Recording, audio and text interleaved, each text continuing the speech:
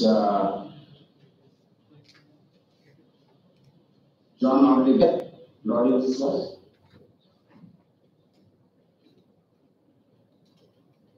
Okay.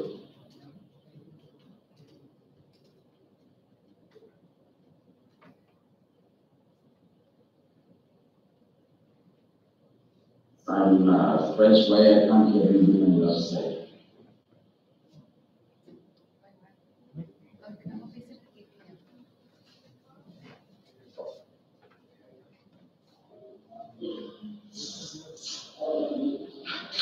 Okay, that's fine. In case I'm not able to join when John starts, good morning, all of you. Today we will be an interesting session. John Jacob is not new to this campus. He's probably visiting us for the third time. And he's also the creator of Cybergojo, which is wonderful tool for practicing. Running some workshops during the course of the day. So I hope all of you will benefit from the learning experience, interact with them, asking questions. The thing about Cybergojo is that it's also built on top of Docker. Docker is one of the most exciting container technology that's become very popular. It used to be popular and also as a platform for developing microservices. These are all new things that students may or may not be able to cover in their academic under their academic studies. Faculty members also might be very new to this. He's a practitioner, obviously, of having developed and maintained an application using Docker. So he's a doctor expert in his own right. So take advantage of that knowledge, ask him questions. More importantly, try and develop your own Docker application, which hopefully this session inspires you to develop your own Docker application. And for those students, I think I encourage you to see how you can contribute to Cybergojo, which is an open source project, and also see how you can customize Cybergojo for our own internal departments here at KGIS and EDU. So those are a few words of introduction or remarks I wanted to make. I'll probably join you during the course of the day and checking on how all of you are doing. Good luck and have a good, wonderful learning experience throughout the day.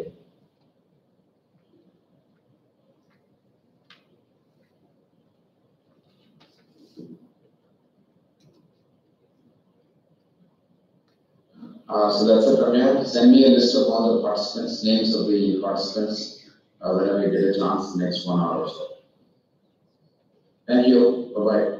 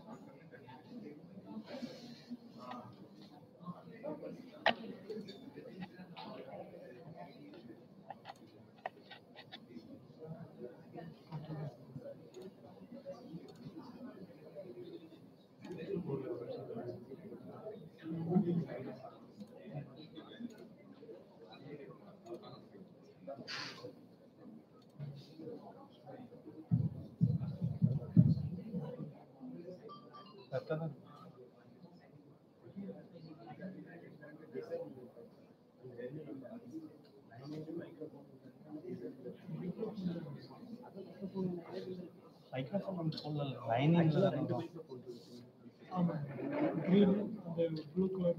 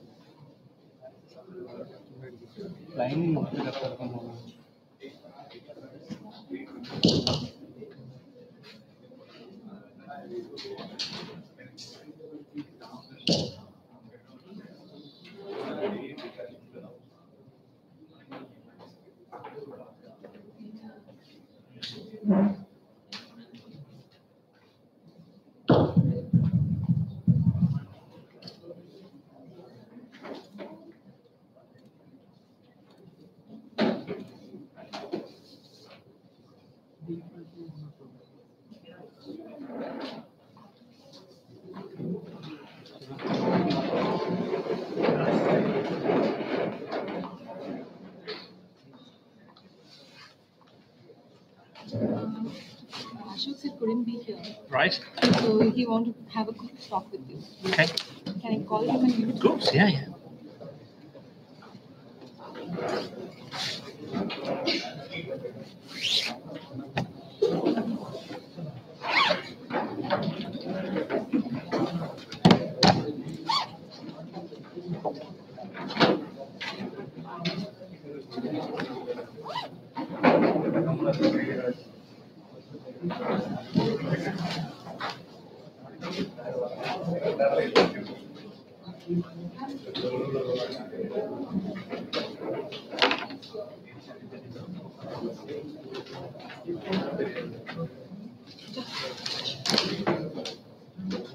Hi, Ashok.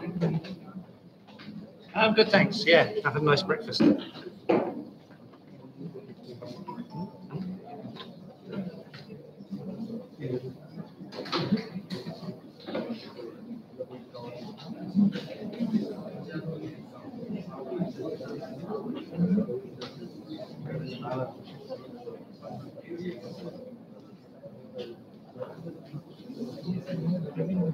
Sure.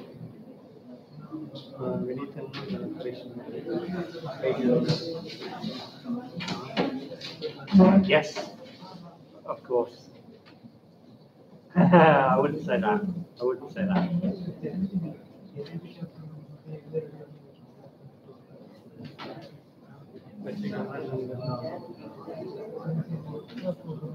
Yes, that'll be very nice. It's a shame I didn't see you. It's always nice to meet you.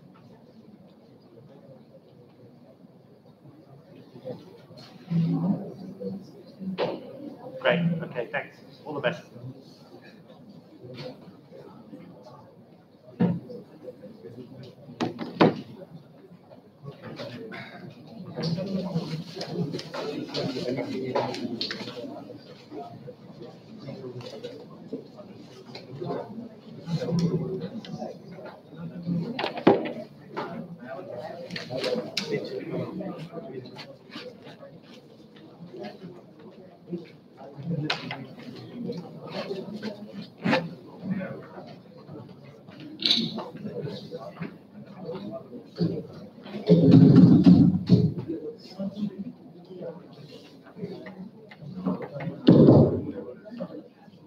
wonderful good morning to everyone.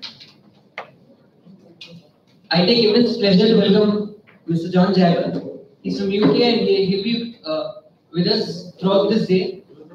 We'll see a lot of things like Docker, and we'll be customizing Cybergojo with him. I hope everyone enjoyed this session. He's been he's here third time to our college. Welcome you, sir. Thank you.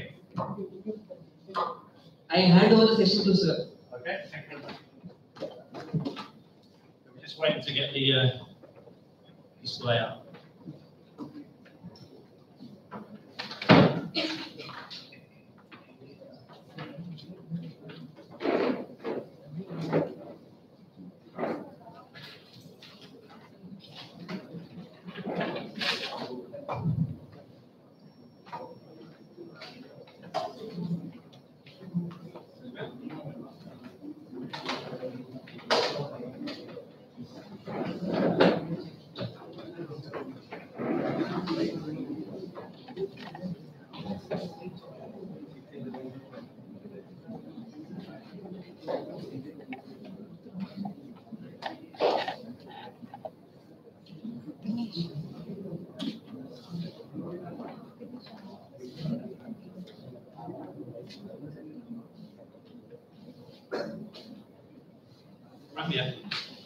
Is this being video? Yes? Good. I was going to say that'd be something that Ashok will watch afterwards. Yeah. Live streaming. We are Right. live. Are you live streaming? Okay, even better. So ready to go? We can go? Can we start? Is it ready? You can just sit down, just wait for them to sit down.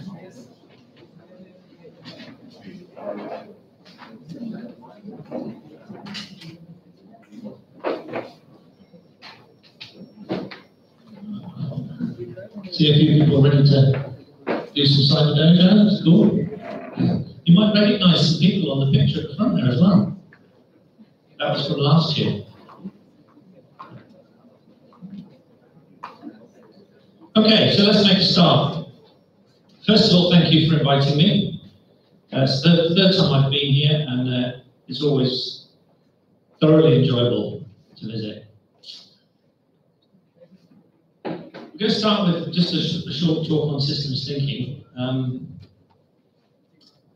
What do I mean by the words systems thinking? I would say the best definition I can give you is that systems thinking is trying to think about dynamic patterns of interaction over time, rather than thinking about things statically at one moment in time. So we'll start with a simple idea, a simple example, I should say.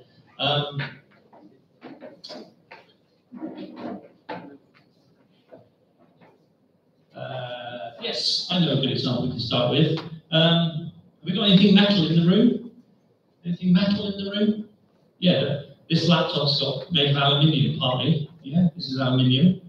So if I take 1 kilogram of aluminium and I add a second kilogram of aluminium, so I've got 1 kilogram and another kilogram, and I put them together, what have I got? No trick, it's not a trick question. The answer is I've now got 2 kilograms of aluminium. Yeah?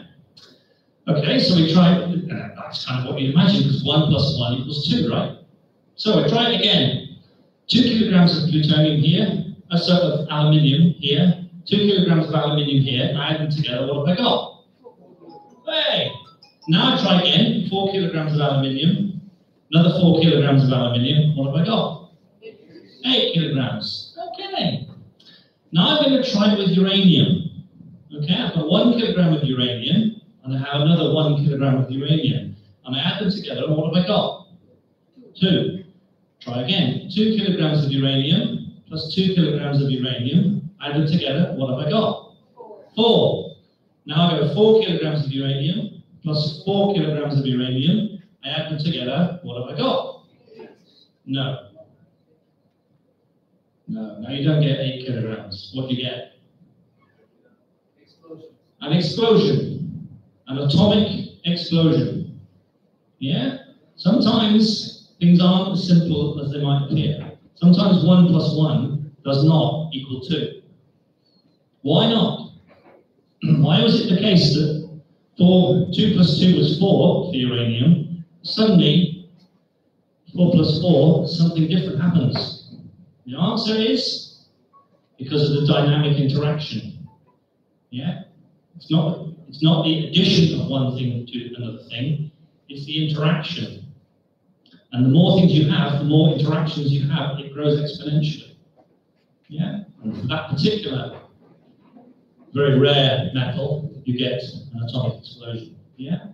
So, for me, the lesson I would draw from that is that systems thinking, at least for me, wasn't easy. It wasn't intuitive. It's not obvious. Sometimes it's not obvious. And I think personally that the lessons that you can learn in life that aren't the obvious lessons often are the most valuable ones. Yeah? So we'll take 2 more longer examples. And if I thought about it, I could have actually researched this a bit better and come up with Indians' dessert. Because Indians, I don't know if it's true, I've been led to believe that you're famous for sweet desserts, sugary desserts, is that correct? Maybe in some parts of India more than others, okay? But is there a famous one we could use as an example? What's it called?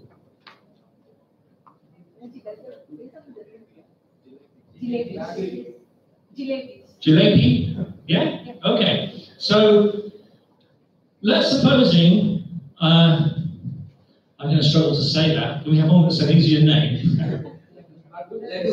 Ledu? Ledu? Have I said that right? Yes.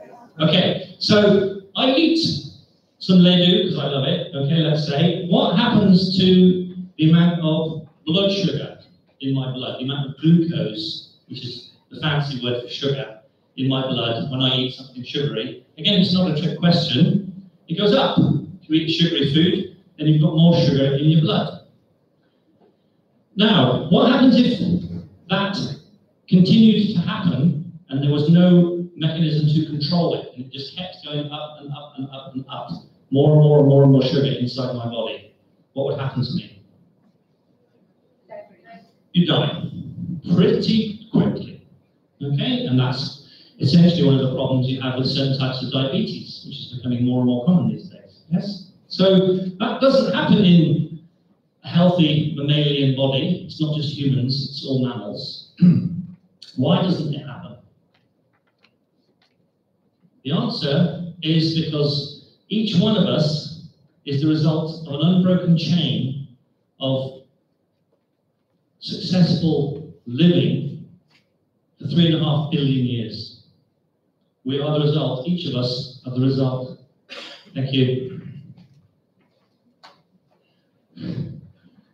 of 3.5 billion years of destructive testing. That's a fairly typical estimate of how long life has existed on Earth. Yeah?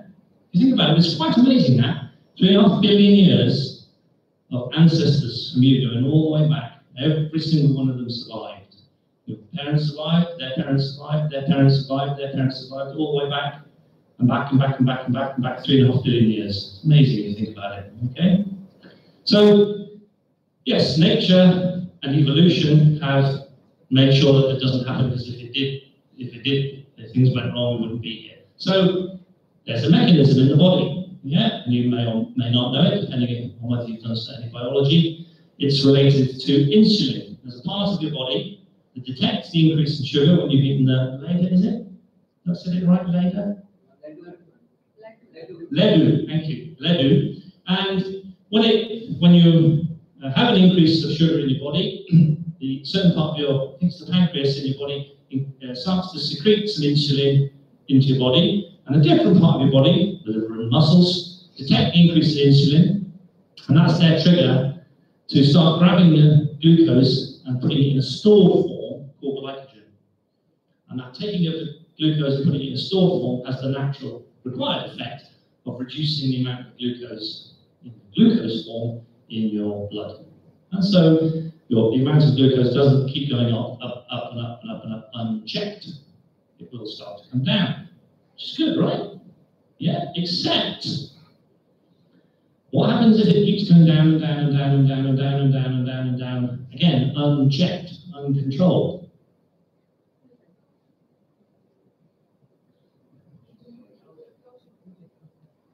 You die. You still die. You need some sugar. You can't have too much. If you have too much sugar, you die from hyperglycemia, HYPER glycemia. But if you have too little, you die from hypoglycemia, HYPO glycemia. So why doesn't that happen? The answer is the same answer. With the result of 3.5 billion years of destructive testing, there's a mechanism in all healthy mammalian bodies that rectifies that. There's a different part of your body, some other cells, I forget what they're called, they're also in the pancreas, and they detect the decrease in glucose, and that's their trigger to emit a different molecule. It's not insulin this time. Excuse me, I forget what it's called. I'm trying to remember, but I genuinely can't remember. I had a very early start this morning. Anyway, it doesn't matter what it's called. The point is, other cells in the pancreas detect the decrease, they emit the second molecule, and the liver and muscles detect this other molecule, and that's their trigger to take the stored glucose, which is glycogen, and put it back into the bloodstream. Yes? So you've got one mechanism making sure you haven't got too much glucose, and you've got another mechanism making sure you haven't got too little glucose. Yes? And this is just one example in living systems of what's called Le Chatelet's principle. He was a French chemist from, he lived in the 1900s. If you find pictures of him on the internet, they'll always be in black and white because he was around before colour photography. And to sort of summarize Le Chatelet's principle, he was a French gentleman, we could say robust systems tend to oppose their own proper function. When I first read this, I found this very counterintuitive. Yes? A good, well-behaving, robust system is opposing its own behavior? What does that mean? Yeah? And I didn't really understand it, and I've got a friend who helped me out called Hubert, who's a really smart guy, and he explained it as I'm trying to explain it to you, but with a different analogy. And it's to do with stability and activity. Stability and activity. So if I'm very calm and stable and I'm not performing lots of actions, yeah, there is a certain level of stability. But things don't want to be stable. Yeah? Left to themselves, things will go wrong. And so we can be fairly sure that if something is stable, there are other processes working very hard to keep it stable. That's the idea. And the amount of blood in your sugar is a classic example called the glucose cycle. And if you think about it, I mean, imagine a graph of how much sugar is in your blood over time, yes? Then it's remarkable, it's truly remarkable how fine that band of tolerance is kept in control within. Yeah? It can't go too high, otherwise you'll die. Yeah? Pretty quickly. It can't go too low, again, otherwise you'll die. So how can it be that this glucose level is kept at such a constant level? There's such stability in this glucose level over time in a healthy body. The answer is because there's lots of activity. Yes, lots of activity. That'd be helpful if I had a lapel mic here, wouldn't it? Yeah? Yeah? So it's two opposing forces. Yes? Two opposing forces. One force opposing the other force and the other force re-opposing back again. Yes? Tremendous. I'm trying to give you the idea of activity here. Yes? There's all this activity of these two opposing forces opposing each other. Why? Why are they opposing each other? Why is there so much activity? To keep something else the same. Yes? This is Le Chatelet's principle. One of the fundamental systems thinking theories. Principles, I should say. I don't think it's fair to call it a theory, it's a principle. Good systems necessarily oppose their own proper function. And that's kind of why they're good. That's why they're stable. That's why they stay in the positions they are. Yes? So what can this tell us, for example, about software engineering? As an analogy, it says if we value something and we'd like to have that property in our system that we're building, for example, we should probably make sure that there's some other processes going on to make sure that it stays the way we want it to be. In other words, we might want to think about measuring it. Yes? Take a simple example. When you write a piece of code, does it sometimes have warnings? Of course it does. It's completely normal to have warnings. What happens if you don't keep those warnings in check? They will just grow unbounded. You'll have more and more and more and more and more and more and more warnings, yes? And what's the problem with 10,000 warnings? The problem with 10,000 warnings is that when another one comes along, and you've got 10,001, you don't see that extra one. Yeah, it's just lost in the vastness of the other 10,000. Yes? Yes? So you need to measure. You have to say, no, we're not going to allow that to happen, because over time, although it doesn't matter at this one moment in time, it's just one extra warning, and you might say to me, it's just one extra warning, it doesn't matter, and I can't disagree. At this moment in time, that one extra warning doesn't actually make that much of a difference, okay? But over time, very quickly, makes a massive difference, yes? So, unless we do something and measure it and control it, it will go up. So we measure it. It's very easy to write another program that simply counts how many warnings we've got. When we build our program, how many warnings do we get? And we say there has to be a limit. It's not allowed to go over 25, let's say. Yeah? And as soon as it goes over 25, what happens? That counts as a failure. Yeah? You have to bring it back down again, otherwise the system won't carry on. So now we've got a start, at least, to embodying this idea of the Chatelet's principle. Yeah? That we've now got two little bits of a system opposing each other's behavior. Yes? We've got one part of the system which is you building software, in Java, let's say, and you need to compile it, and when you do that, you get warnings. And that's going to generate more and more warnings as you write more and more code. Generally, that's what happens. People write more code. Not very often you get paid to remove code, and then remove code, and then remove code, and then remove code. Generally, you're paid to add code, right? Warnings are going to go up. Here's another part of the system we just described, and its job is to counter warnings, and if they go up too far, it's to shut the system down. They're in opposition to each other. It's now having the desired effect, yes? Keeping the number of warnings manageable, because we've decided 25 is manageable. And what do we mean by that? We mean, if I've got 25 and another one comes along, I can actually see the difference between 25 and 26. And even there, I would say a much better measure would be 0. Because the difference between 0 and 1 is much bigger than the difference between 25 and 26, yes? Okay? So that's my first example of perhaps my favorite systems thinking principle. Yes? And what it's called? The Chatelet's principle. It's a French gentleman, it's spelled C-H-E-T-E-L-I-E-R. It's a slightly unusual spelling, as I say, he was a French gentleman. Okay? So every time you're having a, how do you say it again? Ladu, ledu, ledu. Yeah, maybe you'll remember this and you'll think about the sugar. It'll remind you of these opposing forces. Yeah, then I'll have done my job. Whoops, wrong way. And the next one is also related to food. Seems to be a theme here. Let's supposing I am the manager of a company that makes cakes. Fruit cakes, yeah, very famous fruit cakes.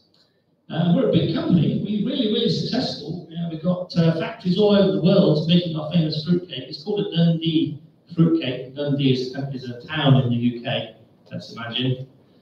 And yeah, we're famous all over the world for making these Dundee fruitcakes. Full of fruit, tremendously nice to eat, and we make a lot of money. A lot of money. Hundreds of millions of pounds. We make so many of these cakes and sell them, we're making hundreds of millions of pounds. We've been going for 100 years, more than 100 years, got a good reputation, and as I say, all the factories all across the world making these Dundee cakes, over 100 million pounds a year.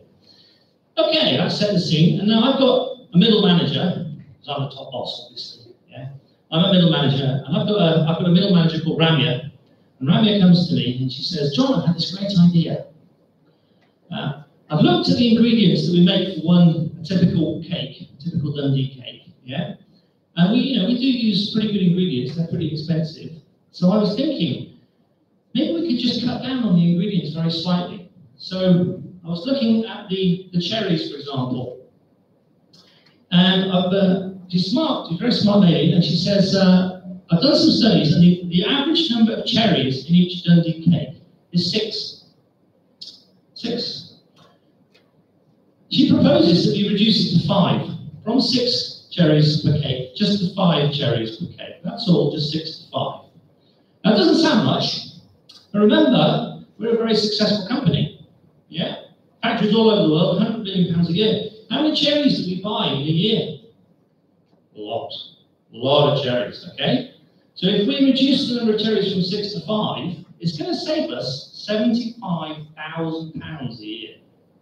That's how many cherries we need because of all the Dundee cakes we make.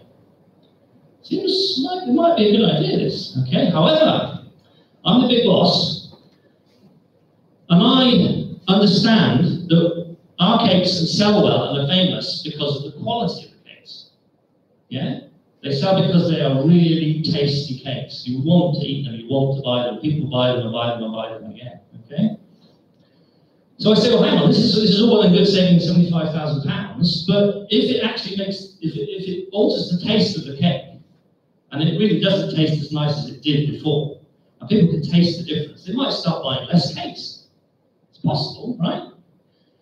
In which case, you might not be saving them, saving these £75,000. You might actually be costing you money because we're selling less cakes.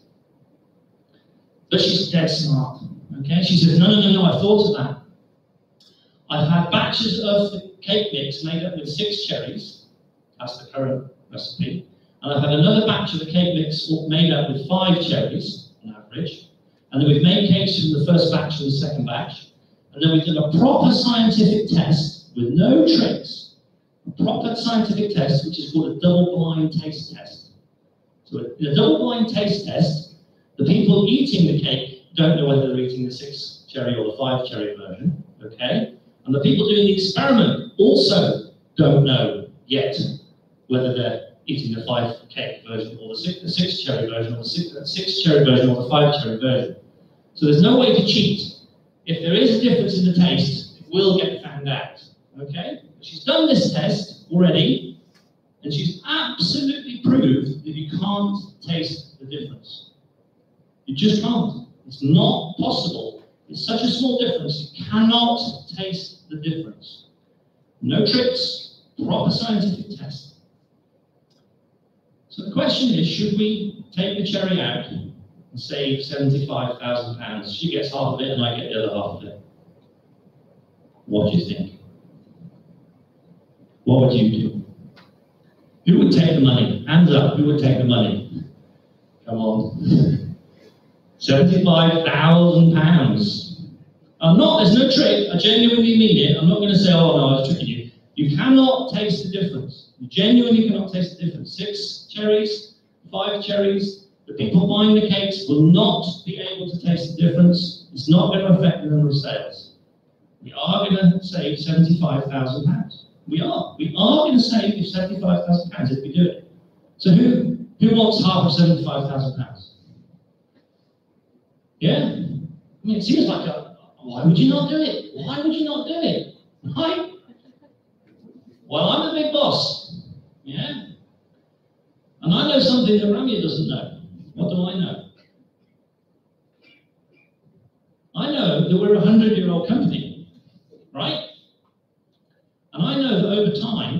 been at this company for a while. My whole working life, I started when I was a small boy, and I'm 69 now. So I've seen this company for more than half of its lifetime. I've seen people come and go, people come and go, people come and go, and this is the 17th time that someone has come up to the manager, the top manager, who happens to be me at the moment, and said, "I've had this really great idea." Yeah? Yeah? I looked at the ingredients for a cake, the cake that we make. This time, and they looked at the flour. Let's say it was the flour this time, the ground grain, the ground grain to make the flour, the base. And it's, again, we use pretty high quality flour because we like to make a quality cake. And it costs quite a lot of money. And we make a lot of these cakes over the whole world in 1 year to make our $100 million profit, okay? So I'm thinking, we'll just use a slightly less quality, a slightly worse flour, yeah? To save a little bit of money. In that case, it might be £50,000, yeah? And each time this happens, the person proposing it says it's not going to make a difference to the taste. And they do a double-blind taste test, right?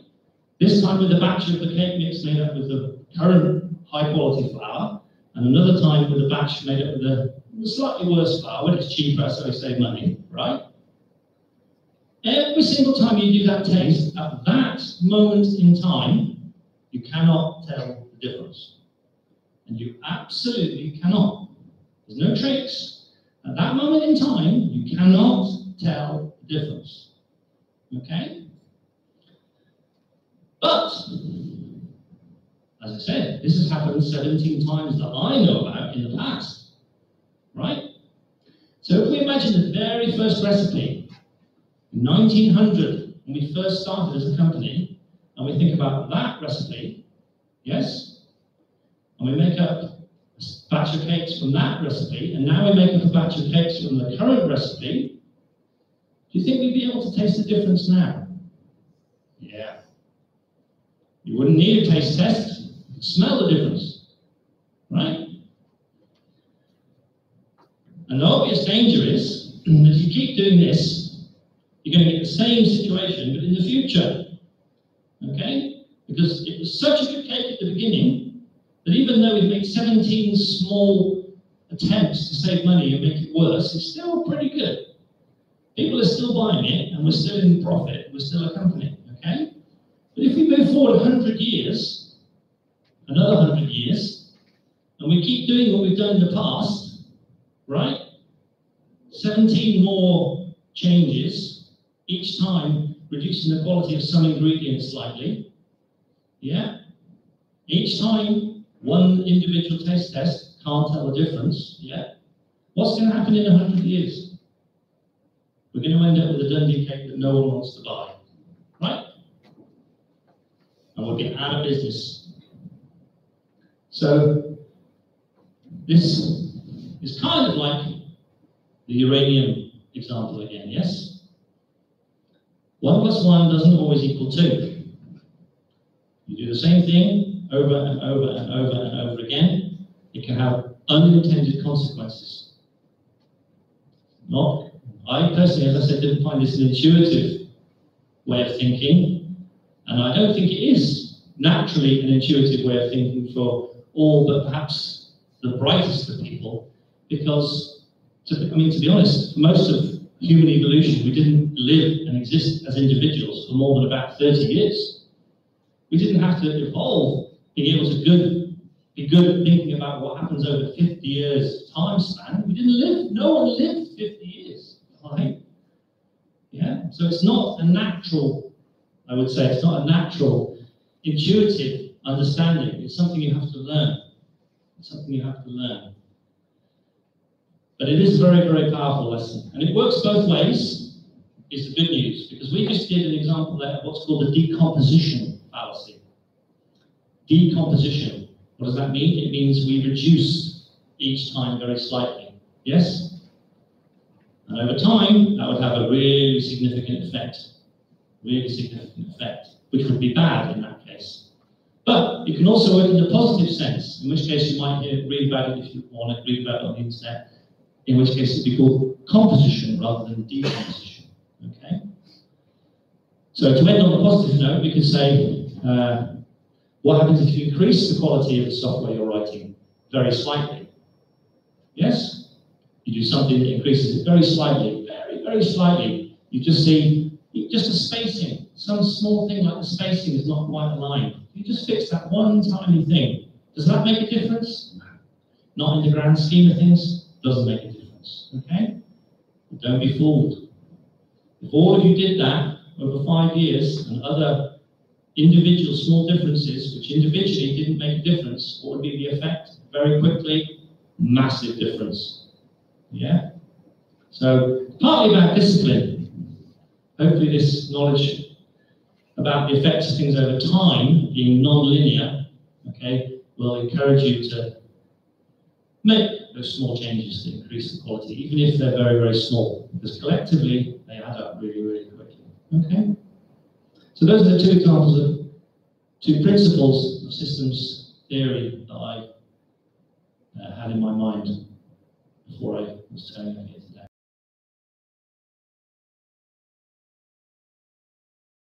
Yeah?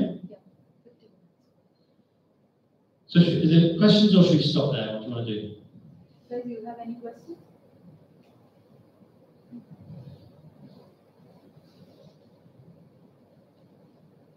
I think they don't have any questions. We can start. Sure. I mean, I'm going to be here all day. If you want to ask a question at any time, that's fine. Sometimes people are shy, especially when it's being video. Okay. Super. Okay.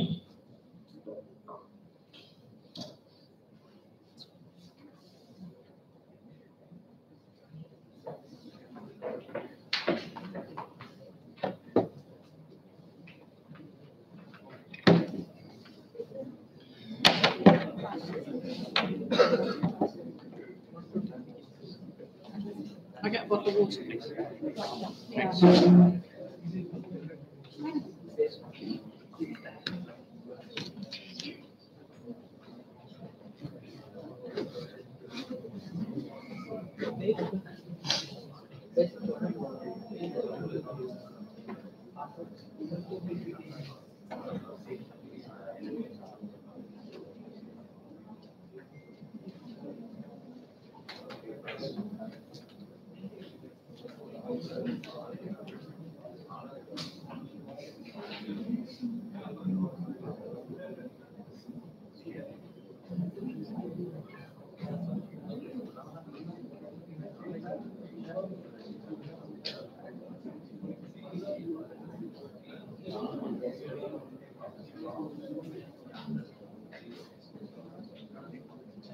Do you know what the resolution of this is?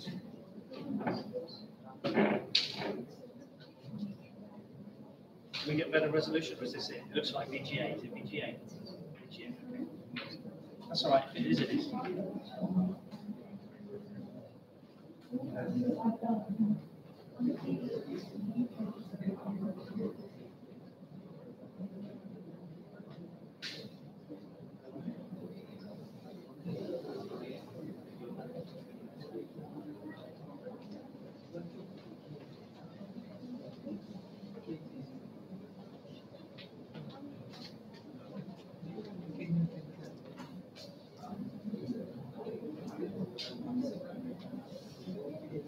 You got a better connection? Yeah, and the Wi-Fi too, yes.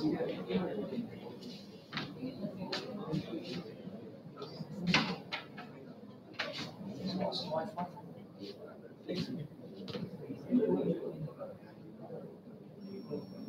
Facebook 1?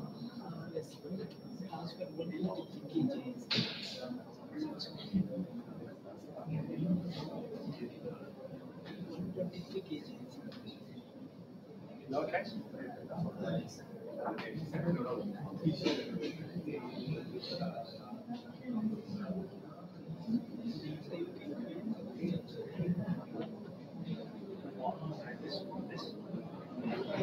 Back to this, yeah. Just didn't want to see the password.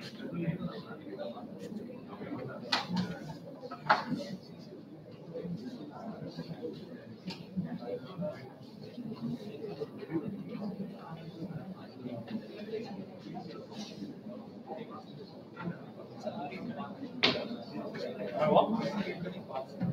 Okay.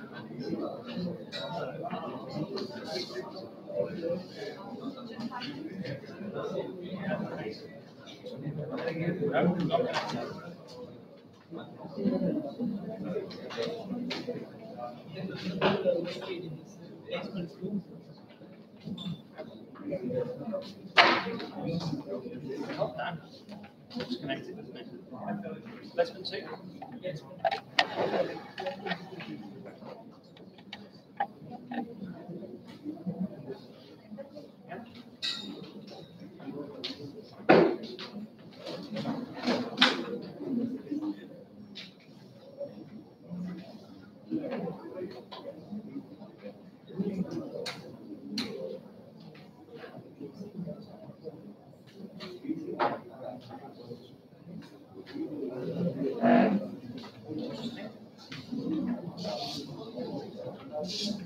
This side can't be reached. It's blocked, maybe that's blocked. Hang on, let me just see. That's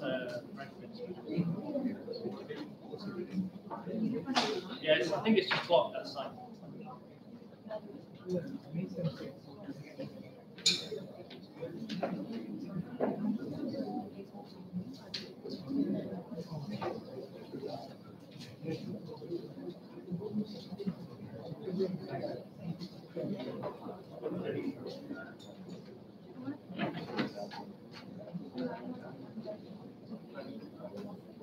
No, I just used it as a chair.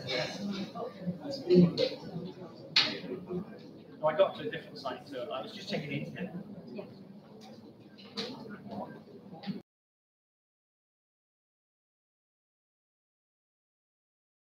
What do you want to do first?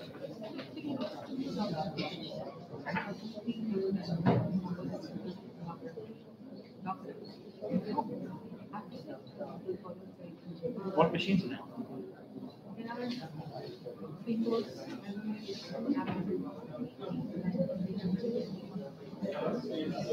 Okay, because Docker is a Linux native. If you want to do it on Windows, you'll have to use probably the toolbox and use VM. So shall I tell them that?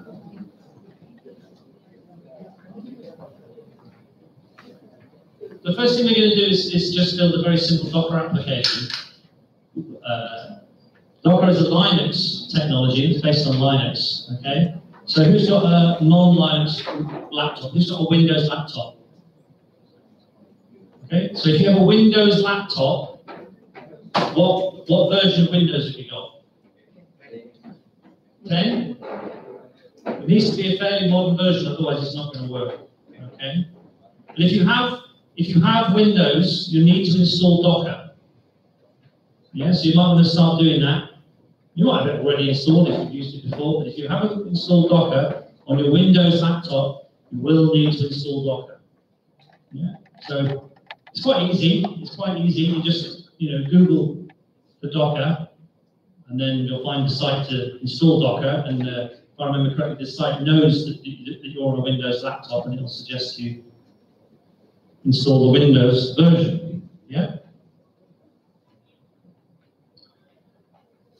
I've personally done this with Docker Toolbox. So there's actually two ways you can do this. There's a kind of a modern native Docker attempt in Windows. You really do need a really quite modern PC laptop to do that. So if you're on a slightly older Windows machine, you might want to try the Toolbox version. Okay, the Toolbox version is probably the safest option if you're unsure. Okay, anyone on a Mac? Anyone on a Mac? Again, same thing. It's not, Mac isn't a native Linux machine, so if you're on a Mac, you have exactly the same situation. You're going to need to install, if you're on a modern Mac, you can install the native implementation of Docker for Macs. If you're on a slightly older OS X machine, you probably want to use the Docker Toolbox option instead. Okay. Who's on a Linux machine? Anyone on a Linux machine? You'll be okay. You should be okay, as long as it's fairly recent. Okay. But you still need to install Docker. If you haven't got Docker, you still need to install Docker. Okay. It's just you'll be doing it on your machine rather than in the VM. Okay.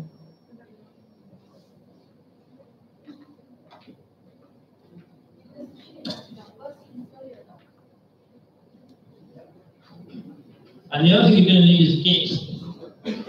Yeah, you're going to need Git so that you can download a starting point.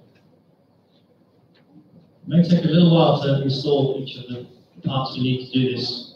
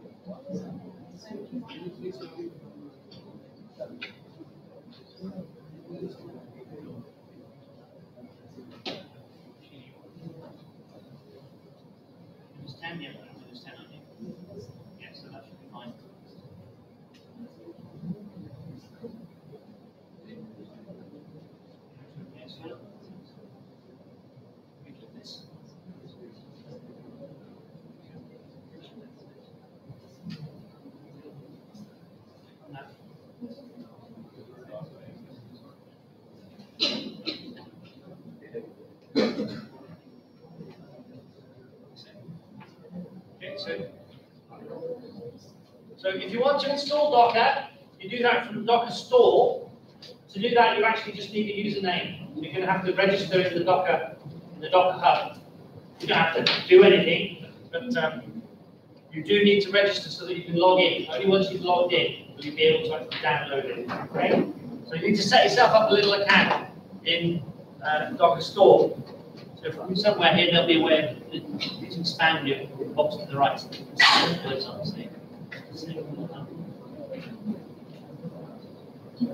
So click on please log in to download, where it's saying that. If you've got that, please log in to download.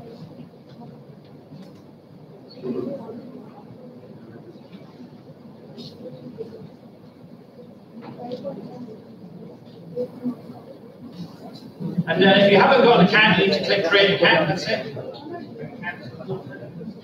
Create your account, that's it.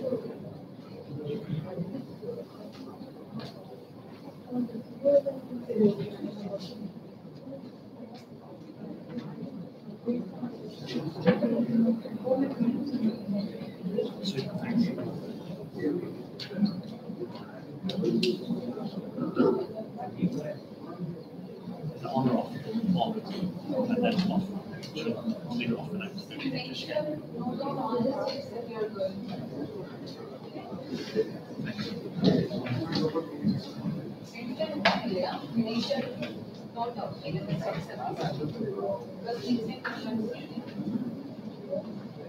How does this go on? Never figured anything out.